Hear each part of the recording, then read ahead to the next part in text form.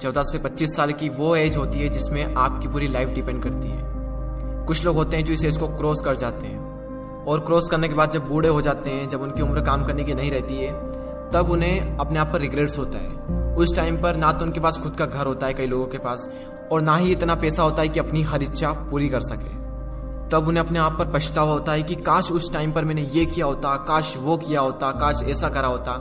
खैर, उस एज में पछतावा करने के सिवाय हम कुछ कर नहीं सकते, लेकिन इस एज में हम बहुत कुछ कर सकते हैं। अगर हमने ये समझ लिया कि यही वो टाइम है जो हमारी लाइफ को डिफाइन करता है कि आने वाले लाइफ में खुशियां होगी या दुख होंगे, हम आने वाली लाइफ में अमीर होंगे या फिर गरीब होंगे। वैसे इस वीडियो में मैंने 5 ऐसे पॉइंट्स को कवर किया है जिनको अगर आप इस एज में सीख लें, समझ लें, तो काफी कुछ अच्छा हो सकता है आपकी आने वाली लाइफ में। तो चलिए मैं आपको उन पॉइंट्स को बता देता हूं कि वो पॉइंट्स क्या हैं।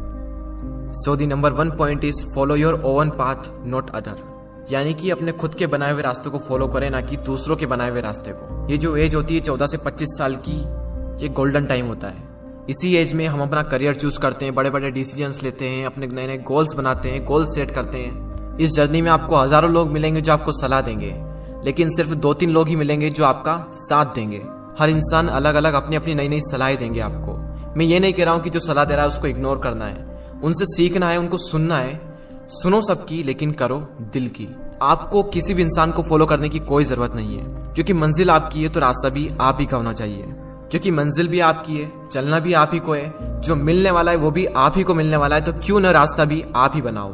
तो खुद का एक रास्ता बनाओ और उस रास्ते को छोड़ दो जहां पर भीड़ चल रही है, क्योंकि ये जरूरी नहीं है कि भीड़ जिस रास्ते पर चल रही है वो रास्ता हमेशा सही होगा।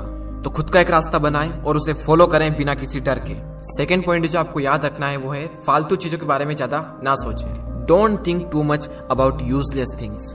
टीनेज होती है, उसमें हमारा जो टाइम होता है वो गोल्डन टाइम होता है। तो फालतू की चीजों के बारे में सोचकर आपको कुछ भी नहीं मिलने वाला, उल्टा आप ही का नुकसान होने वाला है ये सब सोचकर। कई बार हम इसी फालतू की चीजों के बारे में ज्यादा सोचते हैं जो हमारे कुछ काम की नहीं होती है, और फिर आगे चलकर पता चलता है कि जो मैं सोच रहा था वो मेरे किसी काम का था ही नहीं। फॉर एग्जाम्पल, किसी ने कुछ कह दिया तो हमने उसे दिल पर लगा लिया, बार बार ये सोचना कि वो क्या कहेंगे। इन चीजों के बारे में सोचकर आपको कुछ भी नहीं मिलने वाला, बल्कि आगे चलकर आपको पता चलेगा कि ये कुछ काम का था ही नहीं। तो अगर उस चीज को आप इस टाइम पर समझ लें तो आपको आगे चलकर कोई रिग्रेट्स नहीं होगा। तीसरा पॉइंट है लर्न अबाउट इन्वेस्टमेंट। अगर इस एज में आपने इन्वेस्टमेंट को सीख लिया तो आगे चलकर आपको काफी सारे रिस्क लो, क्योंकि यही वो एज है जिसमें आप रिस्क ले सकते हो। क्योंकि आगे चलकर तो रिस्क लेने में भी रिस्क है, क्योंकि आने वाली लाइफ में पूरी फैमिली की रिस्पॉन्सिबिलिटी आपके ऊपर आने वाली है। उस टाइम पर आपके मन में डर रहेगा कि रिस्क लूं या फिर ना लूं, और मैक्सिमम लोग अपनी फैमिली के बारे में सोचकर रिस्क नहीं लेते हैं, और जहां पर हैं जो वो कर रहे हैं उसी को कर अपनी पूरी लाइफ बिता देते हैं। लेकिन आपके पास मौका है, रिस्क लो और कुछ ऐसा करो कि दुनिया दीवानी हो जाए।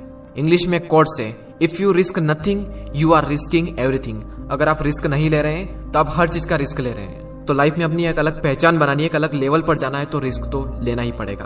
तो उन चारों पॉइंट्स को हम एक साथ देख लेते हैं। Follow your own path, don't think too much about useless things, learn about investment, and final point take a risk लो और आगे बढ़ो। आपका फेवरेट पॉइंट कौन सा था मुझे कमेंट कर जरूर बताएं। तो आज के इस वीडियो में इतना ही, अगले वीडियो में फिर मिलते हैं। जय हिंद, जय भारत।